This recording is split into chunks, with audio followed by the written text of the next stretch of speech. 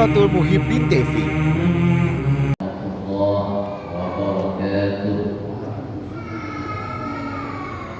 Alhamdulillah, alhamdulillahilladzi amarna an natuba minas saghair wal kabair. Asyhadu an la ilaha illallah wahdahu la syarika lah, syahadatan tuqimuna min adzabis sa'ir.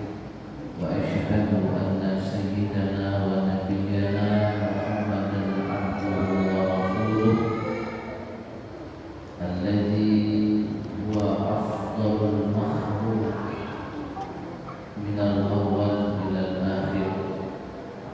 Allahumma shalli wa sallim wa barik ala sayyidina wa maulana Muhammadin al-Bashir an-Nadir wa ala alihi wa ashabihi wa man tabi'ahum bi ihsan ila yaumil akhir.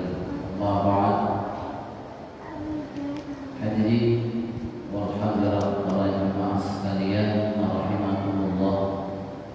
Puji beserta rasa syukur kita kehadirat Allah Subhanahu wa taala yang telah mendudukkan kita pada saat ini di tempat yang mulia, di tempat yang mana ini adalah merupakan tempat untuk bisa mengobati segala penyakit-penyakit hati kita. Dan ini adalah merupakan anugerah yang sangat besar dari Allah Subhanahu wa taala, dan kita memohon kepadanya agar nikmat ini tidak dicabut, agar nikmat ini selalu ditambah dan ditambah kepada kita semua. Amin ya rabbal alamin. Salawat dan salam selalu kita haturkan kepada baginda Nabi kita Muhammad sallallahu alaihi wasallam. Begitu juga kepada para keluarga beliau, istri-istri beliau, sahabat, kemudian keturunan beliau, dan orang-orang yang selalu berada di jalan beliau hingga akhir zaman. Qala Syekhuna mata'allah bihayatihi wa nafa'ana bi'ulumihi bid-daraini amin. Insyaallah pembahasan kita pada malam hari ini masih di dalam contoh-contoh dari sekian banyak dosa-dosa kecil yang wajib kita ketahui dan wajib kita mengerti agar dosa-dosa itu bisa terhapus, agar dosa-dosa ataupun kesalahan tersebut bisa ditebus dengan kebaikan-kebaikan yang kita lakukan. Sebagaimana yang dikatakan oleh Imam Ibnu Qayyim rahimahullah, haitsu ma waradat ad-dunub fil Qur'an fal muradu bihal kabair. Ketika di dalam Al-Quran itu ada sebutan dosa-dosa, maka yang dimaksud dengan dosa itu adalah dosa-dosa besar. Dan apabila wa haitsu ma waradat as-sayyi'at fal muradu biha as-saghair, apabila di dalam Al-Quran itu dikatakan sayyi'at, kesalahan, maka yang dimaksud di situ adalah dosa-dosa kecil. Jadi istilah dosa-dosa itu dalam Al-Quran dzunubun. Kalau dosa kecil sayyi'atun.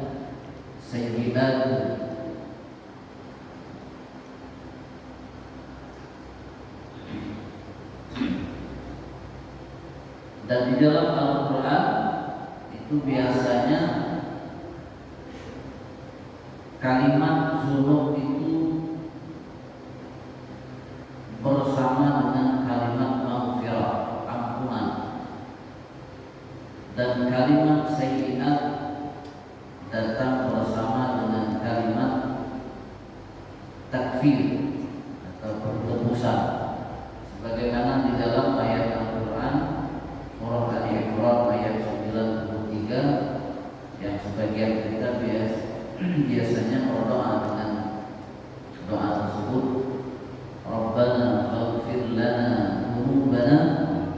kaffir anna sayyi'atina wa tawaffana ma'al abrar. Dalam kita berdoa, Rabbana ighfir lana dzunubana.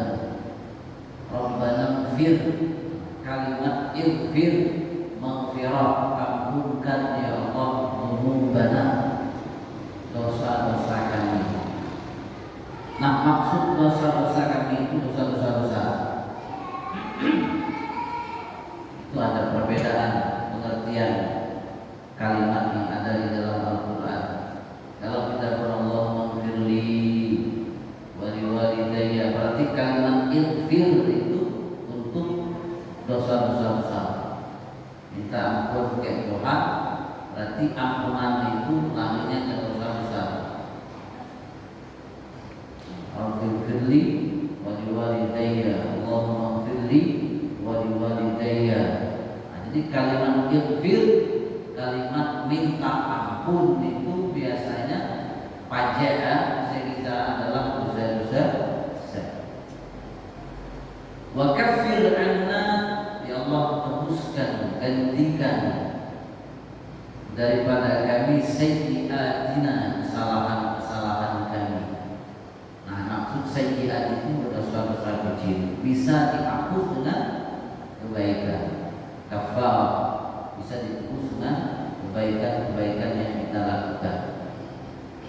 Itu perbedaan, perbedaan kalimat di dalam Al-Quran, kata Imam Ibnu Qayyim rahimahullah. Rabbana ighfir lana dzunubana wa kaffir 'anna sayyi'atina wa tawaffana ma'al abrar.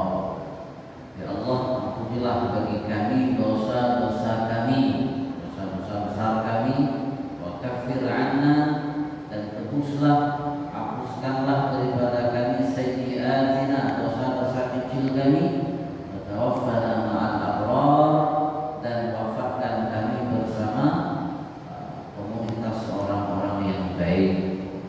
Berarti orang-orang yang baik itu bukan berarti orang yang tidak punya dosa besar, bukan berarti orang yang tidak memiliki dosa kecil.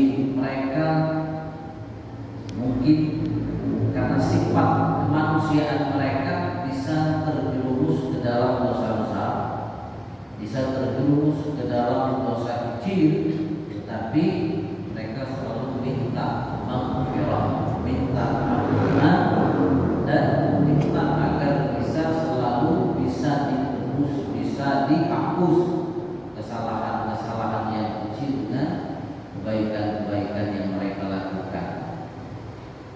Itu orang-orang yang baik itu bukan berarti diaji pakai usia ini nanti, cuma mereka selalu taubat kepada Allah. Khairut tawwabin khairul khata'in at-tawwabun.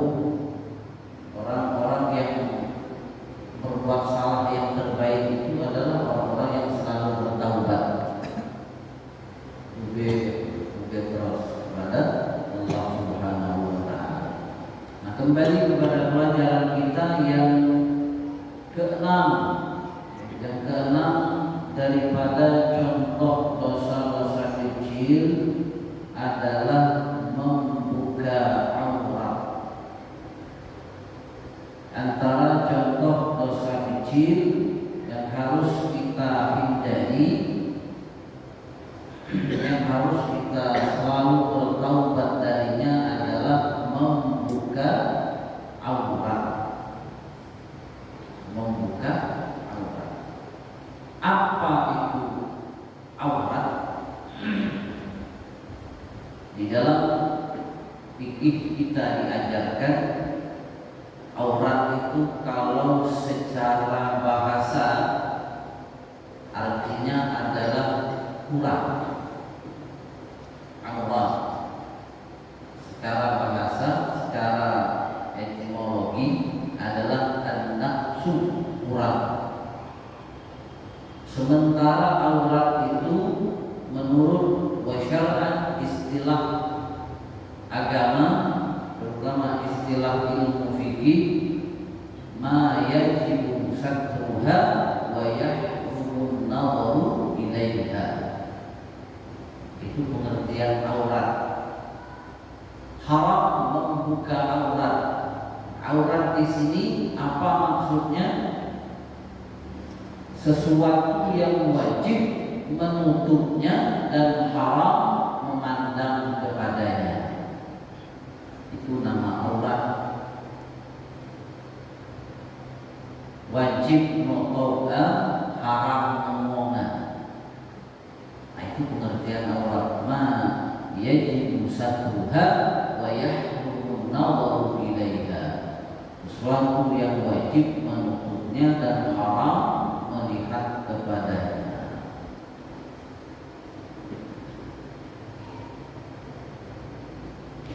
Bagaimana kriteria penutup aurat itu? Katanya wajib ditutup. Wajib ditutup. Penutup aurat itu syaratnya adalah harus dipakai. Harus dipakai. Kayak orang sholat kan salah satu daripada syarat sah sholat menutup aurat. Kalau kita menutup aurat, semayang tidak sah. Gimana untuk harus dipakai kalau dalam semayang? Maka dia sah misalnya berkamar semayang banyak. Dia hafal semua ada pegang kamar ke sah dia semayang, tidak sah karena dia terpakai kan. Ataupun dalam kemah misal dalam ruangan tertutup semayang dia berbaju, dia berseluar, sah dia semayang, dia sah karena dia nonton aurat. Kalau dalam sholat, jadi harus dipakai kalau dalam sholat, begitu juga di luar.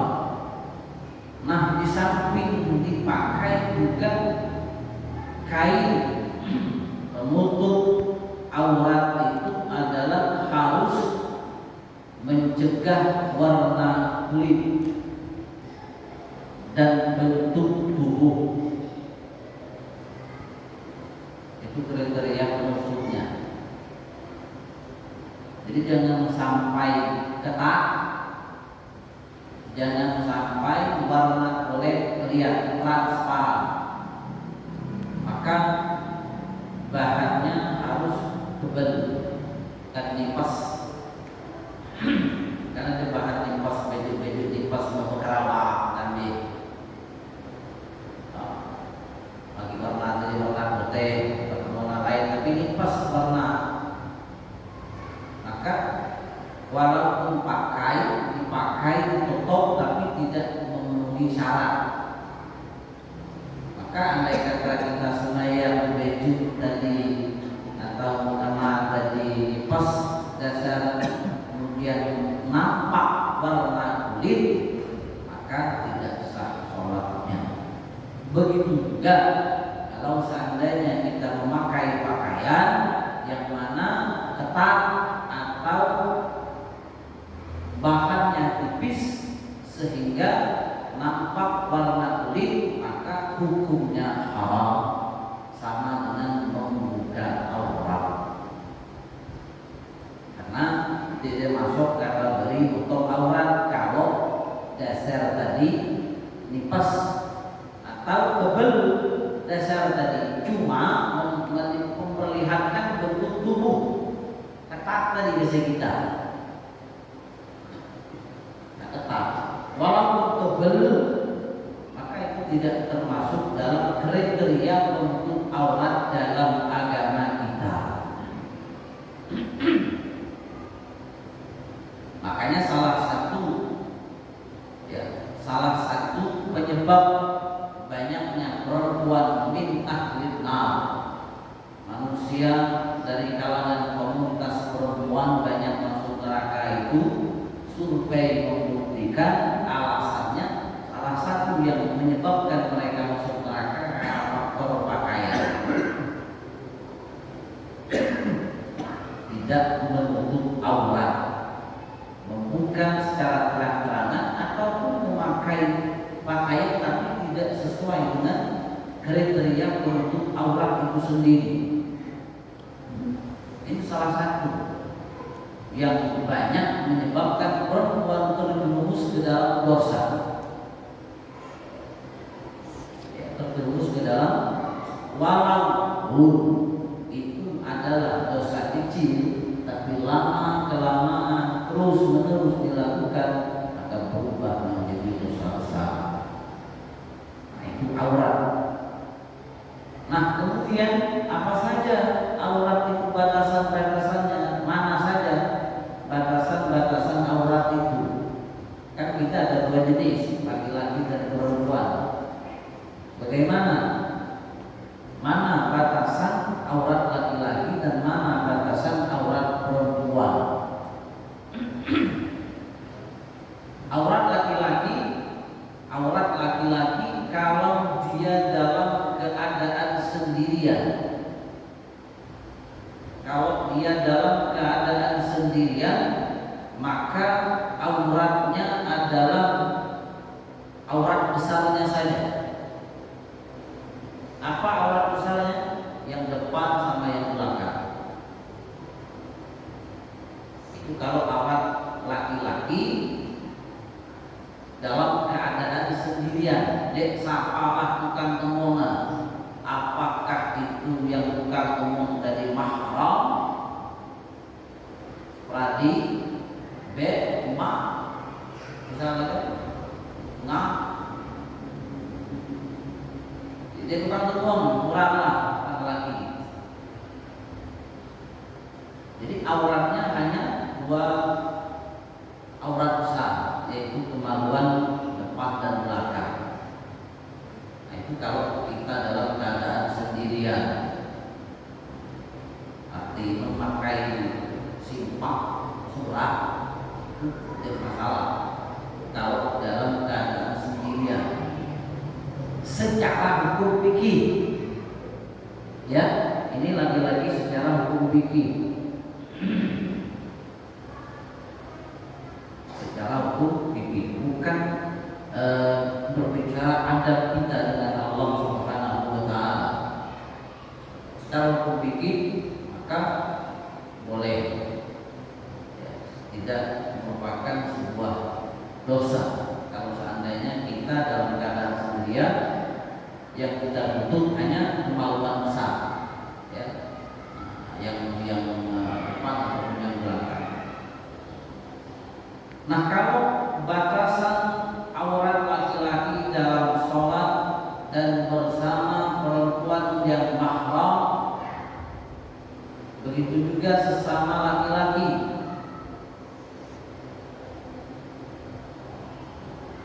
Jadi kalau kita nih ada orang betina, tapi mahram kita, adik kita, ibu kita, mak kita, ya, ngah kita, beradik beb, atau beradik mak,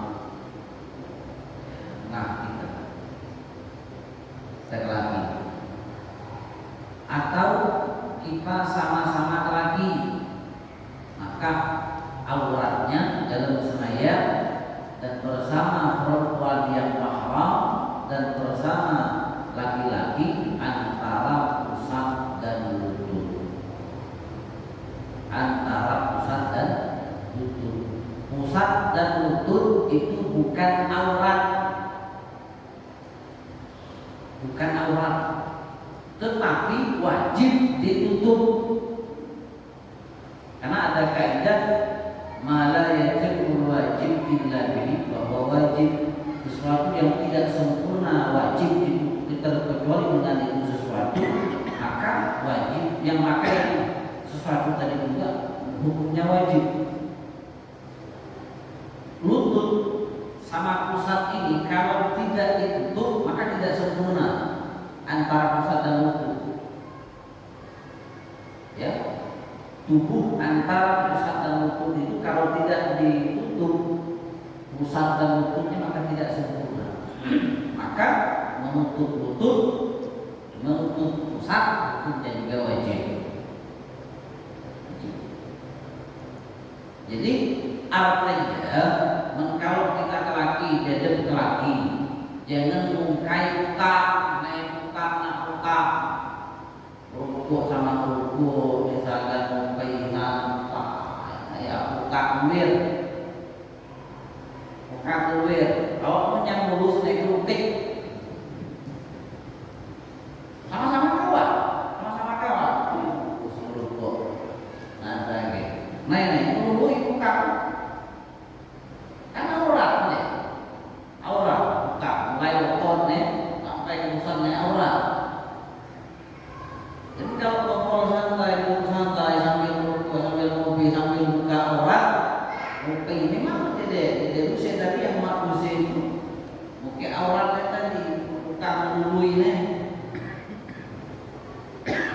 Kalau kita sama-sama misalnya berkisah ke mak kita, berkisah ke bek kita, berkisah ke ayu kita, tetap bukan wajib tutup.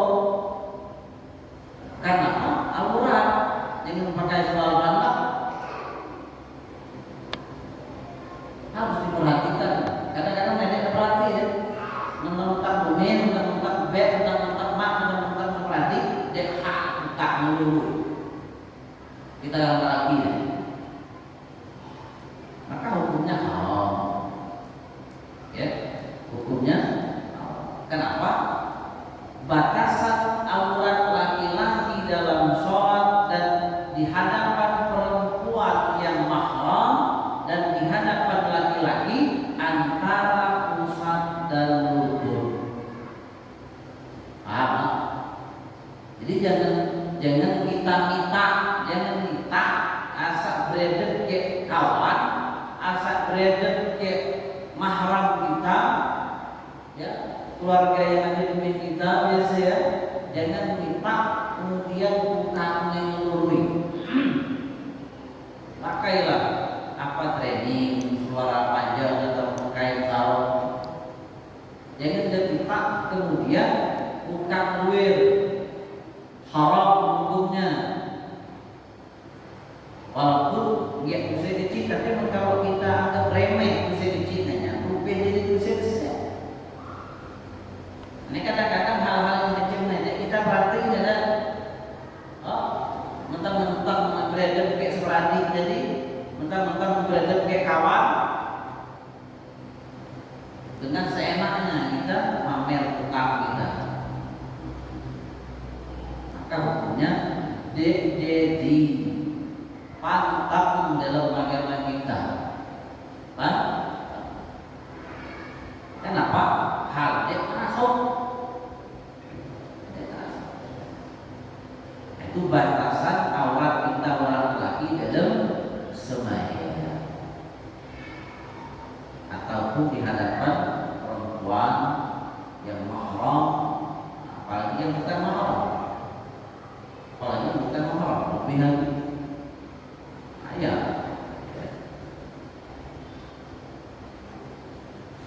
Dan aurat laki-laki apabila bersama istrinya maka tidak aurat, tidak ada aurat.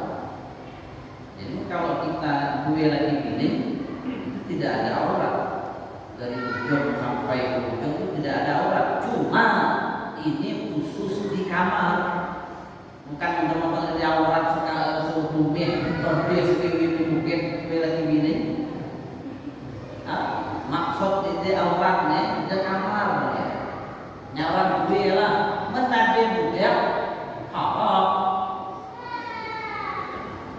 Menade budak umeh haram kok lagi bini dek bermejik dek bersuara. Haram hukumnya. Yang halal itu ketika berduaan itu memang disebut aurat halal. Tapi kalau lahan dia jujur misalkan, maka antara pusat dan lutut, wajib berpetok. Jadi kita orang tua ngerol-ngerol. Dan kalau kita buka biar ngajar budak dan ngerol mana? Jadi orang tua dulu ini ada dia buka. Kadang maaf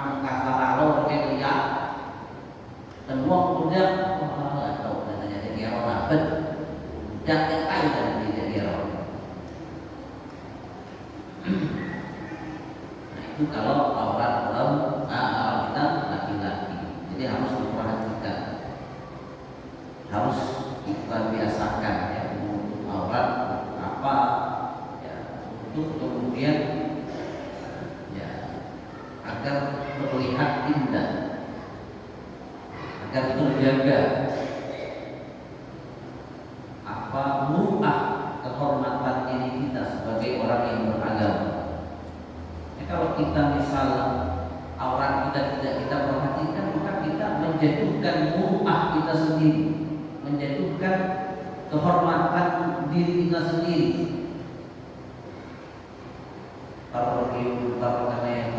Terkena kampung kayak orang kosak kuir, muka kuir, itu menjatuhkan kehormatan diri kita sendiri sebagai pemeluk agama Islam. Kitalah yang menghinakan diri kita. Kitalah yang menghinakan diri kita. Kamulah kita menghinakan diri kita. Kenapa? Karena agama memuliakan kita. Kenapa kita harus menutup aurat? Ya, untuk memuliakan kita. Ada perbedaan antara kita dengan binatang, antara kita dengan makhluk Allah yang bernama binatang ada perbedaan. Binatang mula sarana kemen dia sarana kemen nanti kita binatang lagi jadi itu. Tapi kalau kita sebagai manusia, maka kita harus membedakan diri kita antara kita dengan mereka. Pertama dalam hal aurat. Jadi semakin sempurna menutup aurat kita, maka semakin kita mengangkat kehormatan diri kita di hadapan Allah Subhanahu wa taala.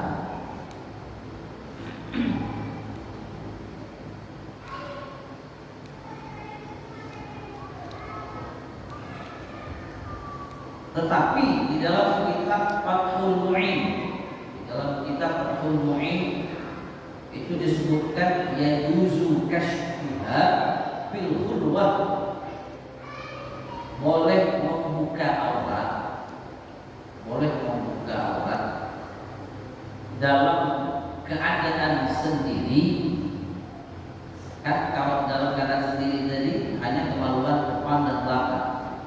Tapi dalam kondisi tertentu boleh membuka aurat itu karena tujuan, ada tujuan. Kata bleeding, seperti apa? Kepanasan, hangat di dalam kamar, pakai AC ataupun kemudian pakai kipas angin ngelului, apa? Di dalam hukum ini boleh karena kepanasan. Wasiyanat thawbin minad danas, memelihara pakaian daripada najis. Maka boleh misal berwudu dalam keadaan membuka aurat. Boleh berwudu dalam keadaan membuka aurat itu boleh. Kalau tidak ada yang melihat. Dalam kamar mandi misal kita kita pakai kain mencet dan kita yakin dia bebek kita najis. Andai kata kita pakai kain mencet ke atas, maka kita bukit atau kita angkat kain kita sampai ketika kita angkat bukit aurat kita kebet berpinggir misal kain kita. Boleh karena ada tujuan. Dek kawan cek, dek kawan terkena najis pakaian kita, itu boleh. Tapi kalau tidak ada tujuan semata-mata untuk membuka aurat, maka hukumnya haram. Dalam keadaan sendiri ya, tidak bahwa